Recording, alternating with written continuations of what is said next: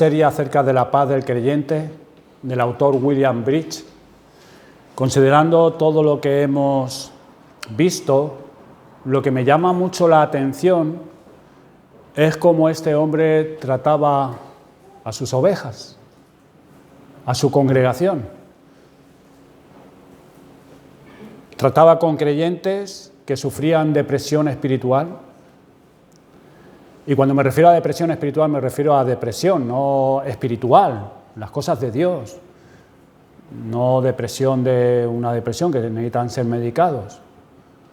Y con qué delicadeza, con qué ternura y amor aplica a las almas heridas las verdades contenidas en la palabra de Dios, como si de un bálsamo se tratara. Y qué corazón para las almas. He leído recientemente algunas páginas de una de las obras de Edward McKendry Bones, a lo mejor les suena, que quiero leerles. Dice así: el corazón, no la mente, levanta a grandes predicadores de Dios. El corazón importa mucho en todos los sentidos en la religión. Debe hablar desde el púlpito, debe oír desde el banco. En realidad servimos a Dios con el corazón. Los corazones grandes fraguan grandes predicadores. Los buenos corazones producen buenos predicadores.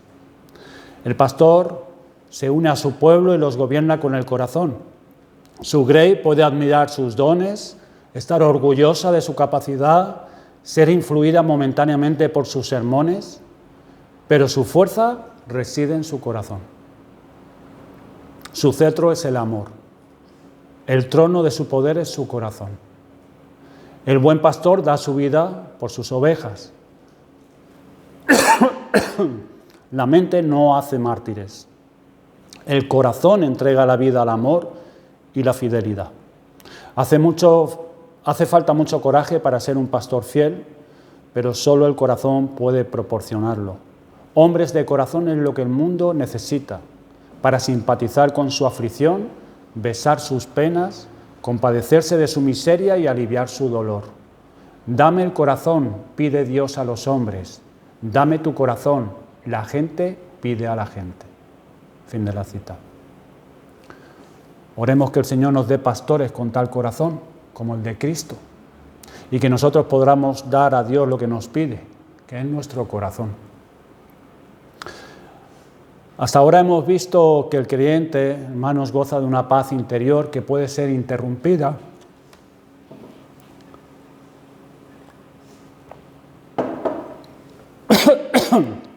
temporalmente, pero nunca extinguida totalmente.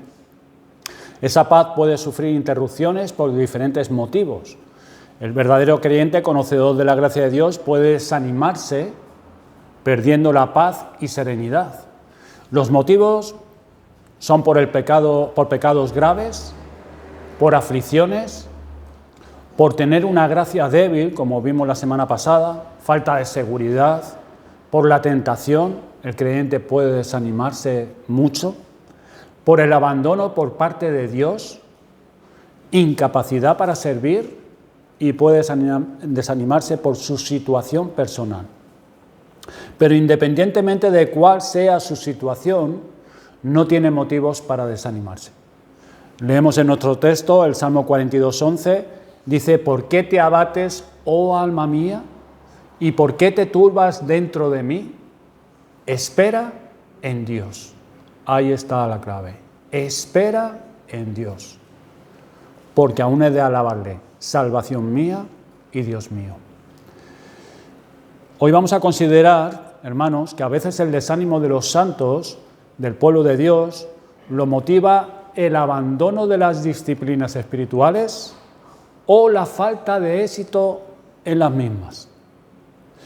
A veces nos desanimamos porque cuando llega el momento de orar o de cumplir con una disciplina espiritual, encontramos nuestro corazón y nuestro espíritu tan muerto, tan adormilado y tan torpe que tememos que el Señor nunca acepte a alguien como nosotros ni nada que hagamos. Podemos pensar que si el Señor nos amara de verdad, acercaría más nuestro corazón a Él. Hay momentos que cuando oramos no podemos hacerlo o lo hacemos sin vida. En ocasiones, si acudimos a escuchar la palabra, no prestamos atención y nos distraemos constantemente. Si examinamos cualquier disciplina espiritual que hacemos, muchas de ellas las hacemos sin amor y sin vida. Nuestro corazón es como una piedra en muchas ocasiones y por eso tememos que el Señor no acepte lo que hacemos, especialmente porque descubrimos que cuando llevamos, por ejemplo, en el caso de la oración, llevamos mucho tiempo orando, no nos encontramos mejor. Pensamos y llegamos a decir, porque llegamos a creerlo, el Señor no me escucha ni me mira. ¿Acaso entonces tenemos motivos justificados para desanimarnos llegando a este extremo? Pues no, hermanos, no tenemos ningún motivo para desanimarnos, pero sí tenemos muchos motivos justificados para afligirnos. ¿Por qué tenemos motivos para afligirnos? Porque es una gran aflicción, considerando, por ejemplo, la oración, vernos excluidos de entrar en la presencia de Dios siendo un amigo como es Él. La oración es aquella labor del alma en la cual el hombre conversa con Dios, Dios habla con el hombre y éste con Dios.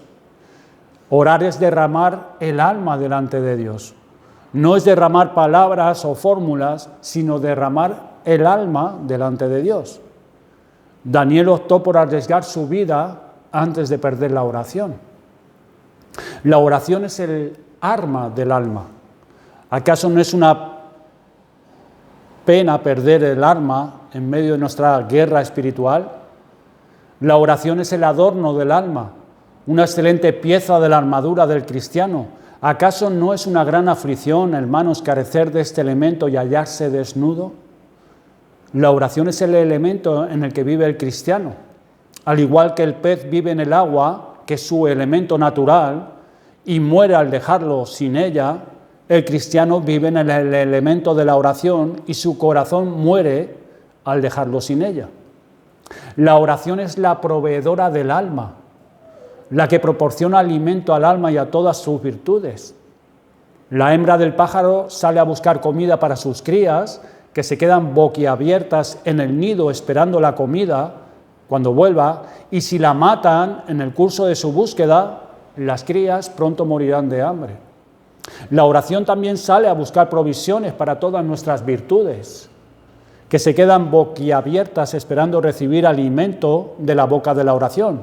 Si ella muriese, la oración, ¿cómo vivirán esas virtudes que tenemos? La verdad es que cuanto más dulzura encuentra el cristiano en una labor, mayor es su aflicción cuando ésta le falta. Entonces, cuando uno se ve oprimido o privado de la oración, no puede menos que resultarle una gran aflicción. Pero aunque así sea, el hombre piadoso no tiene motivos para desanimarse del todo. Aunque no pueda orar como quisiera, aunque cometa muchos errores al respecto, ni cumplir con su deber espiritual como debería hacerlo. ¿Y cómo se explica esto? Pues el pacto de gracia suple nuestra incapacidad para cumplir con nuestros deberes espirituales. Porque a todo cristiano le une una relación de pacto con Dios a través de Jesucristo. Es un pacto de gracia, es la carta magna de todos sus privilegios e inmunidad espirituales. En esta gran declaración el Señor proclama que la sinceridad se esforzará por alcanzar la perfección, que un poco que se haga para Dios en el momento de la tentación valdrá mucho. En esta gran declaración el Señor proclama a todo su pueblo que Él mira más la inclinación del corazón que su dimensión, que considera más la voluntad de hacer que los hechos. En esta gran declaración, que es el pacto de la libre gracia, el Señor declara a todo su pueblo que si dejan de orar y cumplir con sus otras disciplinas espirituales, porque no se trata solamente de la oración, hermanos, Él no los desechará, sino que se compadecerá de ellos. porque el pacto que el Señor hace con su esposa es como el pacto entre el marido y esposa. El Señor dice, y te desposaré conmigo para siempre. Para siempre.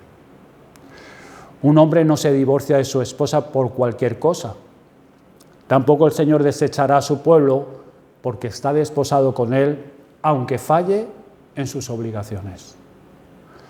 En este pacto de gracia, el Señor declara a todos sus hijos que lo que ellos no pueden cumplir, Él lo suplirá con su gracia. El Señor les declara que no exigirá más de lo que Él mismo da. Dará lo que sea necesario y aceptará lo que da. ¿Estoy yo bajo este pacto de gracia y fracaso en mis obligaciones espirituales?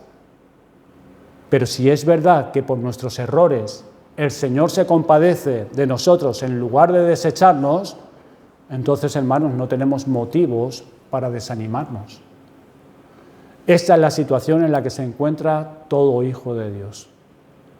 Está bajo este pacto de gracia, de manera que le pertenecen todos estos privilegios e inmunidad espirituales. Pero quisiera que viéramos también causas del abandono de las disciplinas espirituales. A menudo pensamos que Dios no acepta nuestras oraciones u otros deberes porque están manchados de nuestra debilidad y pecado. Y es por esta razón, en muchas ocasiones, que fracasamos en su cumplimiento. Aunque el cristiano fracase mucho en el cumplimiento de la disciplina espiritual, mientras sea una disciplina cumplida, siempre encierra algo de Cristo, hay algo de Dios en ella. Dios no desecha lo suyo por estar mezclado con lo nuestro. Al contrario, perdonará y aceptará lo nuestro por ir mezclado con lo suyo. Toda aceptación de la disciplina espiritual por parte de Dios viene a nosotros por Cristo, porque nuestro sacrificio se mezcla con el perfume de Cristo, como vemos en Apocalipsis capítulo 8, versículo 4, y de la mano del ángel subió a la presencia de Dios el humo del incienso con las oraciones de los santos. Nuestras oraciones suben al Padre por mano de Cristo, o cualquier deber espiritual. Si subieran inmediatamente de nuestras manos al Padre, tal vez tuviéramos motivos para temer, pero pasan por la mano de Cristo. Cristo las toma y las lleva a la presencia de Dios el Padre. Este es el caso de nuestra alma y nuestro cuerpo al morir. Aunque el cuerpo esté tullido y deforme y el alma mancillada, al morir, Cristo se encuentra con tu alma, la reviste de gloria, llevándola así a la presencia de Dios el Padre. Es lo mismo en cuanto a nuestra obligación espiritual. Tal vez esté tullida, mancillada o torcida, pero Cristo se encuentra con ella, la reviste de gloria antes de llevarla a la presencia de Dios el Padre. Este es el caso para todos los santos del pueblo de Dios. Todo esto el Señor lo hace en la relación del pacto de gracia que tenemos con Él en su Hijo Jesucristo. Quizás alguno se desanima también porque diga que no tiene dones ni talento para las disciplinas espirituales. ¿Ves que algunos tienen gran talento para la disciplina espiritual? Oran con gran habilidad, oyen un sermón y después se acuerdan de cada palabra, tienen grandes dones para la conversación y te desanimas porque careces de estos dones. ¿Acaso no sabes, si es tu caso, que la gloria del segundo templo fue mayor que la del primero? Ya sabes que Salomón construyó una gran casa, un edificio glorioso lleno de oro y de plata. El segundo templo no tenía tanto oro y plata, pero se dice que de él fue su gloria mucho mayor que el primer templo. ¿Y por qué? ¿Por qué el segundo templo, que carecía de tanto oro y plata, fue mayor su gloria? Pues se nos da la razón en Ageo, capítulo 2, versículos 7 al 9. Dice allí el profeta Ageo, porque a él vendrá el deseado de todas las naciones. Cristo es verdaderamente el deseado de todas las naciones. Lo es de hecho y por derecho. Ya que Cristo es el deseado de todas las naciones, vendrá al segundo templo, por eso su gloria es mucho más grande que la del primero. Ahora bien, tu alma es el templo del Espíritu Santo. Puede que no tengas mucha plata ni oro, pero si el deseado de todas las naciones, Jesucristo, ha llegado a tu alma, ¿tienes motivos para quejarte? ¿Tienes motivos para desanimarte? Este es el caso de todos los hijos de Dios. Aunque no disfruta de los talentos y los dones que tiene otro, de todas maneras, Jesucristo, el deseado de todas las naciones, ha entrado al templo de su alma, por eso no tiene motivos para desanimarse. Si tuviéramos, hermanos, todos los dones y talentos y pudiéramos hablar y predicar como un ángel y echar fuera demonios y no tenemos a Cristo y su gracia divina en nosotros, todos nuestros dones y talentos solo servirían para hundirnos más en el infierno. Tener esos dones y esas capacidades. Si no tenemos a Cristo, si no tenemos su gracia divina en nosotros, los dones y talentos no valen para nada. Dichos dones y talentos no nos hacen más aceptable a nosotros ni nuestro servicio ante Dios. Tampoco la ausencia de ellos nos hacen menos aceptable a sus ojos. Por tanto, es nuestro deber orar y cumplir con cualquier otro deber sin desanimarnos, aunque no podamos cumplirlos como quisiéramos. Ahora bien, es curioso también lo que el Señor suele hacer en el caso de la oración. El Señor suele limitar la oración antes de dilatar nuestro corazón y dejar mudo al hombre antes de abrirle la boca. En el primer capítulo de Lucas leemos la historia de Zacarías, un hombre piadoso, el padre de Juan Bautista. Y en el versículo 67 leemos que este hombre fue lleno del Espíritu Santo y profetizó. Pero si examinas la primera parte de este primer capítulo, verás que antes de ser lleno del Espíritu Santo y profetizar, se había quedado mudo. En el versículo 20 el ángel le dice, y ahora quedarás mudo y no podrás hablar. Y quedó mudo antes de ser lleno del Espíritu Santo y profetizar. Dice un comentarista que tal vez este pasaje encierre un misterio aún más grande, ya que Zacarías era un sacerdote levítico, esto es, bajo la ley, y como nuestro Señor Jesucristo vendría al mundo justo después, ¿quién sabe si Zacarías se quedó mudo para mostrar que el Señor callara todos nuestros actos legalistas antes de dilatar nuestro corazón con Cristo y el Evangelio? Esa es la forma en que el Señor suele actuar con su pueblo. Tal vez hayamos seguido con nuestra disciplina espiritual de manera legalista y ahora algunos de nosotros estemos mudos.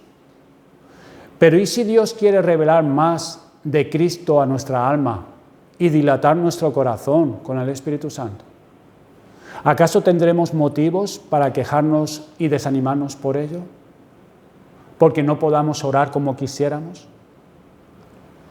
Otra causa del abandono de la oración es cuando sentimos la frialdad de nuestro corazón ante este deber y nos desanimamos. En cuanto al enfriamiento del corazón y la oración, aunque sea un pecado muy malo, darse cuenta del enfriamiento es buena señal. Al igual que el cardo demuestra la riqueza de la tierra, aunque sea una mala hierba, el darte cuenta de tu enfriamiento es buena señal, aunque sea un mal asunto, porque demuestra que estás acostumbrado a cultivar tus disciplinas espirituales privadas. Entonces, cuando estas faltan, te das cuenta. Porque, hermanos, la tentación es dejar de cumplir con nuestras disciplinas privadas y enorgullecernos de las públicas. En cuanto a esto debemos recordar tres cosas. La primera, y esto grábatelo bien porque va a ser de ayuda para todos nosotros. La primera es que no se mide ni se juzga nuestro estado eterno por las emociones presentes. Esto tenlo bien en cuenta. Lo voy a repetir. Que no se mide ni se juzga nuestro estado eterno por las emociones presentes, lo que tú sientas ahora. El segundo, que no se abandona el deber espiritual por el enfriamiento que se siente, ya que el mismo cumplimiento de este es un gran remedio para el enfriamiento. ¿Y a dónde irá el alma moribunda sino al Dios vivo? ¿Dónde vamos a ir entonces? Así que no se abandona el deber espiritual por el enfriamiento que se siente. No es que estoy frío, no quiero orar. No, porque el cumplimiento del mismo es un gran remedio para el enfriamiento. Y por último, el tercero, que una de las grandes causas del enfriamiento es la duda y el desánimo. Por eso, no nos desanimemos a causa de él, no vayamos a aumentarlo, el enfriamiento. En ocasiones el creyente se desanima también porque ora y nunca progresa. Tiene un hijo rebelde y desobediente y lleva mucho tiempo orando por él sin que mejore su conducta. Ora pidiendo sentir el amor de Dios y ve que no se acerca más a él. Puede llegar a pensar que Dios no le presta atención, ya que no le responde. Ora por cierta virtud espiritual y no por ello es más santo. Oramos por la conversión de nuestros familiares y vemos que parece que se endurecen y se alejan aún más. Y podemos llegar a pensar que Dios no nos escucha porque no nos responde. Hermanos, aunque Dios no nos responda de inmediato, sí nos oye inmediatamente. Y ahí tenemos que tomar alivio. Aunque Dios no nos responda de inmediato, sí nos oye inmediatamente. Oyó a Moisés cuando oró, aunque no le concedió su petición. Y es una gran muestra de misericordia que Dios escuche tu oración y mi oración, aunque no tengamos lo que pedimos. Aún así podrás decir, como el Señor Jesucristo, Padre, gracias te doy por haberme oído, yo sabía que siempre me oyes. Los hijos más amados de Dios suelen decir y hasta pensar a veces que el Señor no responde a sus oraciones cuando sí lo hace el Señor. ¿Y cómo esto es así? Pues toda oración tiene una respuesta doble. La respuesta visible e invisible. Un ejemplo, el vapor que sube de la tierra por la acción del calor del sol, parte y vuelve a caer en forma de lluvia a la tierra. Y se oye y se ven los efectos de este vapor durante el día. Pero a veces cae en forma de rocío durante la noche y no se ve su retorno al salir por la mañana. Nos encontramos el rocío en tierra, aunque no lo vimos caer. En nuestro caso, el calor del amor de Dios en Cristo atrae tus oraciones, algunas vuelven a ti de día, o sea, de forma visible, otras vuelven sobre ti de noche y no las ves. Es por eso que la oración tiene una respuesta doble. Considera, hermano, para tu ánimo, el hecho de que el Señor no te conceda ni responda enseguida tus oraciones. Hay dos clases de hijos cuando acuden a Dios a orar. Y Dios piensa atender a los dos, a ambos. Pero tiene más consideración de los más débiles y los atiende primero. En cuanto a los que son más fuertes en fe y en paciencia, el Señor dice, son capaces de esperar. Ya veo que tienen fe y paciencia. Y por eso atiendo primero a los pequeños y después a los mayores. Eso lo vimos un poco la semana pasada. Este fue el caso de Abraham. Después de prometerle un hijo, el Señor le hizo esperar mucho tiempo. ¿Sabes cuánto? Casi 25 años. Desde la promesa de Dios a Abraham. 25 años. ¿Por qué? Porque vio que tenía fe para la espera. Ahora bien, tú que no has recibido una respuesta inmediata a la oración, ¿por qué es esto? Pues tal vez el Señor ve tu fuerza, tu fe y paciencia. ¿Y acaso esto no es motivo de ánimo en lugar de desánimo? Que el Señor en su sabiduría vea que sí puedes esperar. Dios puede responder enseguida a tu oración, pero si no lo hace, no solo te pagará la cantidad principal, sino que te la devolverá con creces. La fe fortalece la oración y le da paciencia para esperar en Dios. La fe cree que Dios es galardonador. Ninguna verdad se revela más claramente que esta en las Escrituras y ninguna es tan alentadora. Incluso a la cámara de oración se le promete recompensa. El que ve en lo secreto te recompensará en público. Dicen que el deseo es fianza de lo deseado, la oración es fianza de lo esperado, y cuanto más esperamos, más se desprenderá nuestro corazón de lo pedido y aprenderemos mejor a esperar en Dios. Cuanto más esperemos, más nos humillaremos. Y tal vez el desprecio que a veces sentimos de nosotros mismos por nuestra incapacidad de orar, quizás sea más del agrado de Dios que nuestras mejores oraciones que nosotros podamos subir al Señor.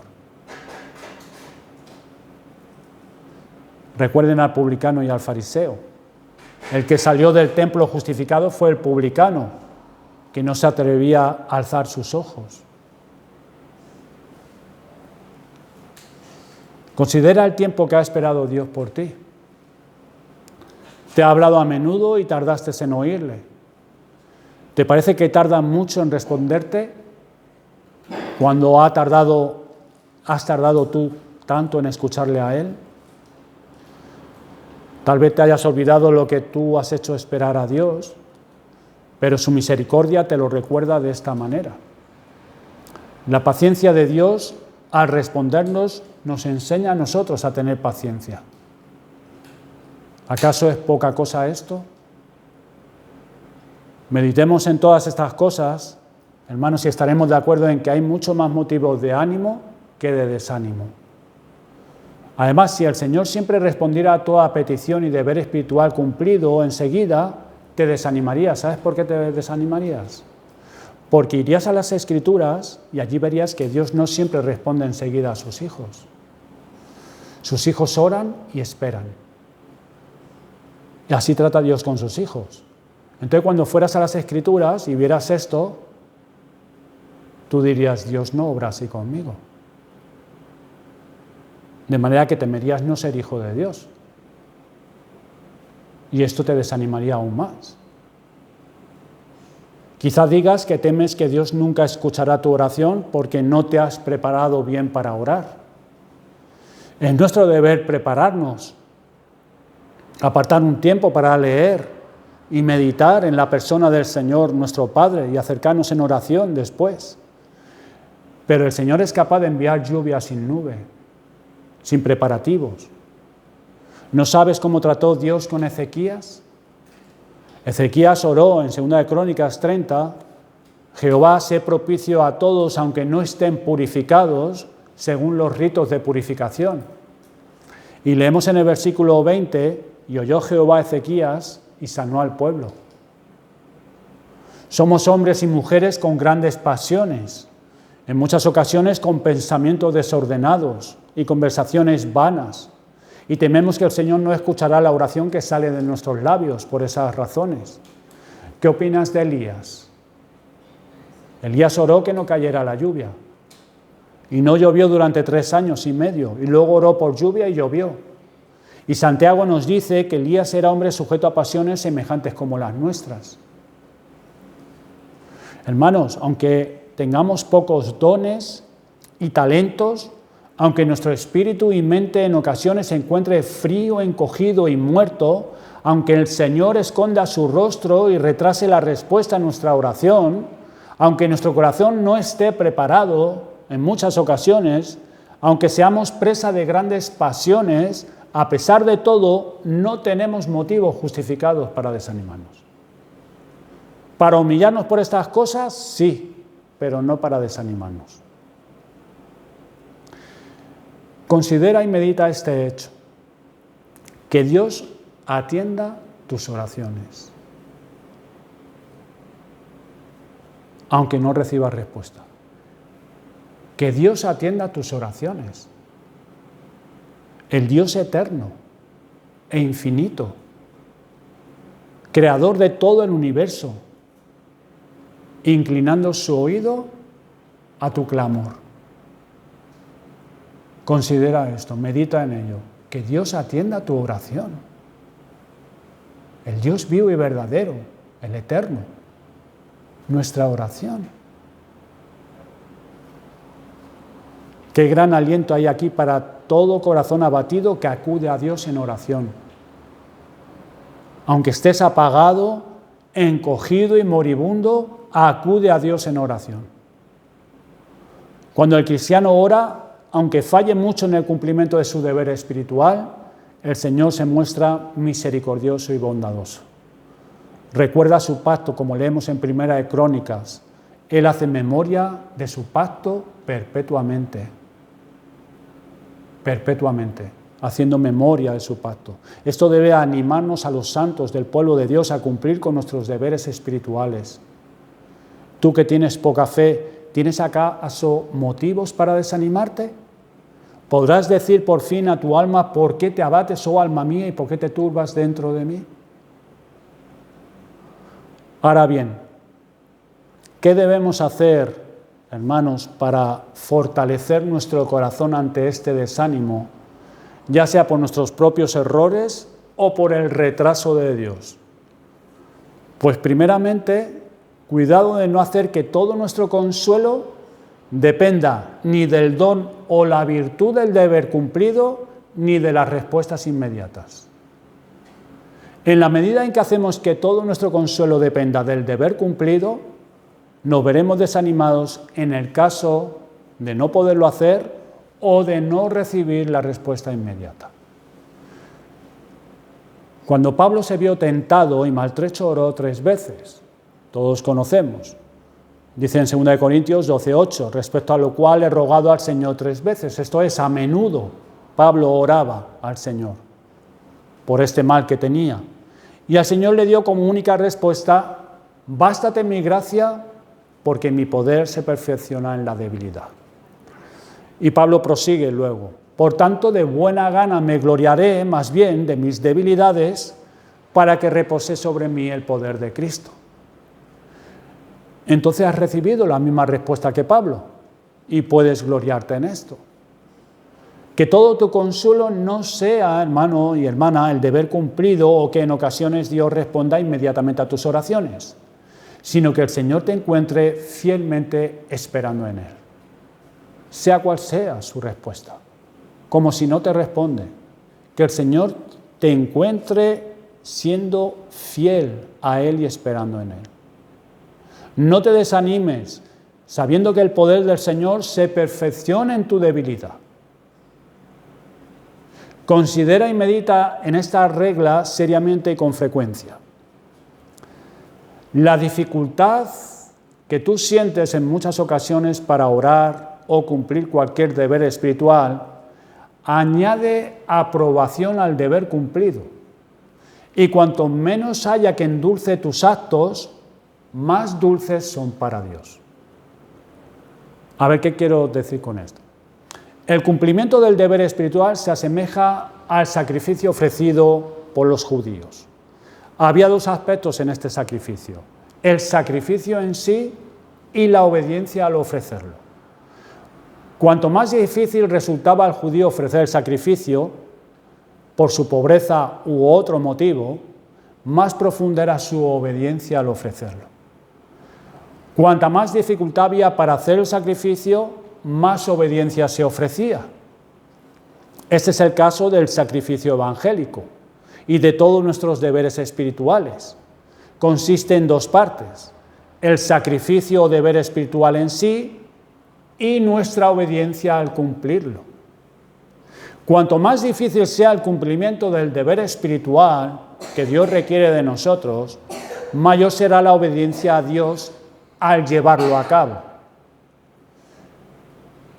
Hermanos, ¿acaso no resulta difícil en muchas ocasiones orar continuamente con el corazón endurecido y el espíritu encogido, especialmente si uno es consciente de ello?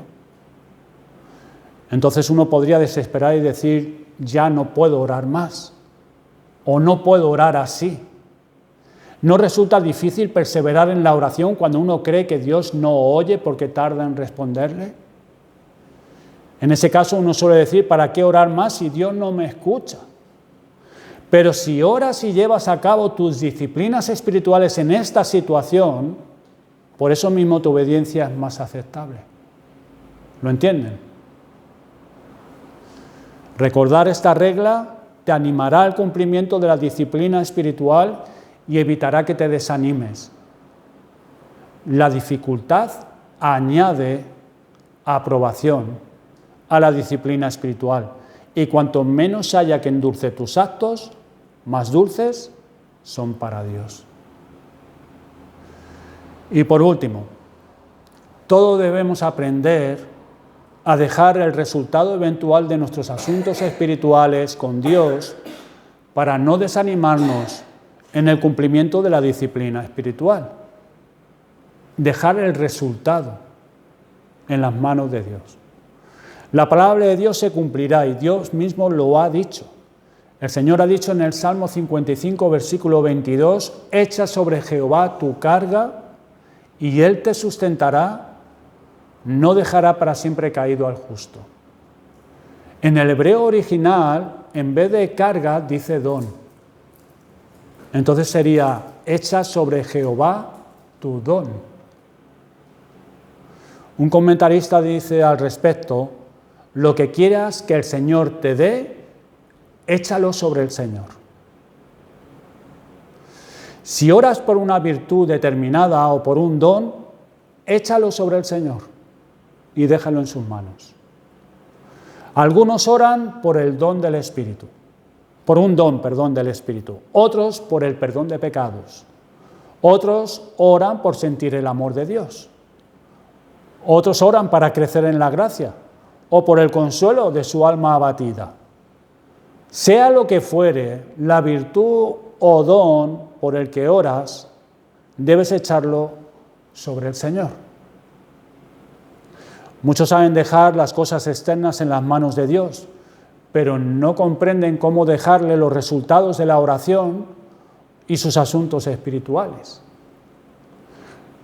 Cualquiera que sea tu don o el don que estás pidiendo o cualquier virtud, échala sobre el Señor.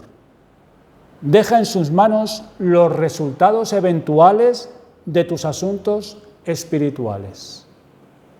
¿Y entonces qué? Él te sustentará y no te dejará para siempre caído. Esta promesa es para ti y para mí.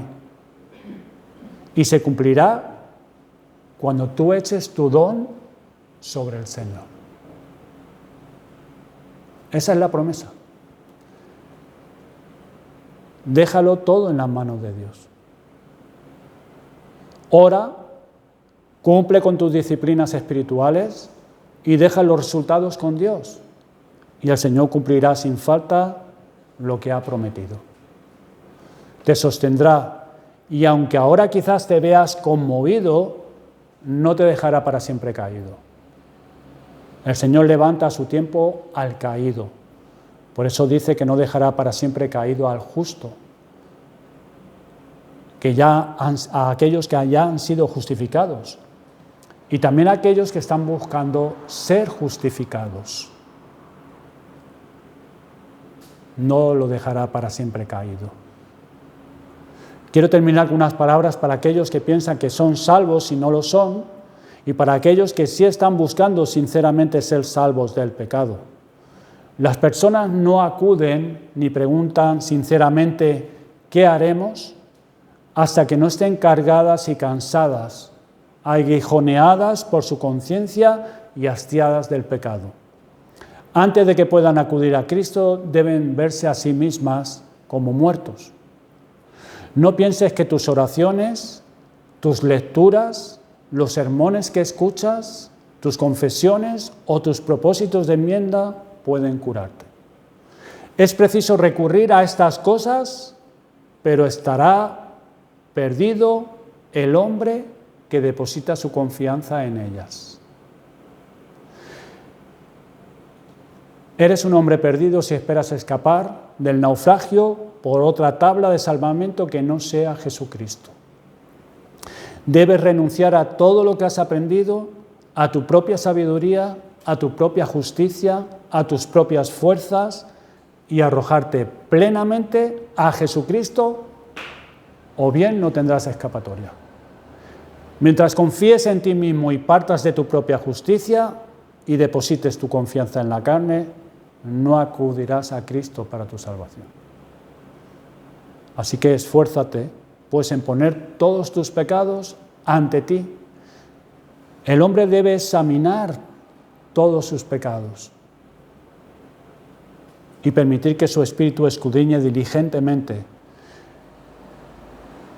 Escudriña tu corazón, tu vida entera, examínate a fondo a ti mismo y tu conducta para revelarlo todo, e invoca la ayuda del Espíritu de Dios, impulsado por la conciencia de tu incapacidad para hacerlo solo, a fin de que lleve a cabo la obra necesaria para convencerte de pecado. Considera por encima de todos los demás pecados el pecado de tu corazón. De poco sirve podar las ramas mientras la raíz de la corrupción siga indemne. Has de dejar que el hacha del arrepentimiento llegue hasta la raíz.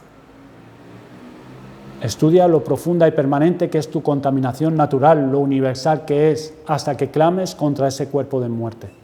Porque el corazón nunca queda verdaderamente quebrantado hasta que no se convence de la vileza de su arraigada depravación original. Y toma a Dios, el Hijo, como tu Salvador, tu Redentor y tu justicia. Debes aceptarlo como el único camino al Padre y la única forma de vivir. Todo hombre que no tenga a Cristo ha de hacer estas cosas, buscar estas cosas, hasta que por la gracia de Dios reciba el don de la salvación. Y no debe descuidar sus deberes también: orar, meditar, leer la palabra de Dios, exponerse a la predicación del Evangelio, sabiendo que estos deberes son necesarios, pero no salvan. No salvan. Y sobre todo, hasta que entres por la puerta estrecha, si no lo has hecho aún, nunca te desanimes, pero entra por la puerta estrecha. Vamos a orar.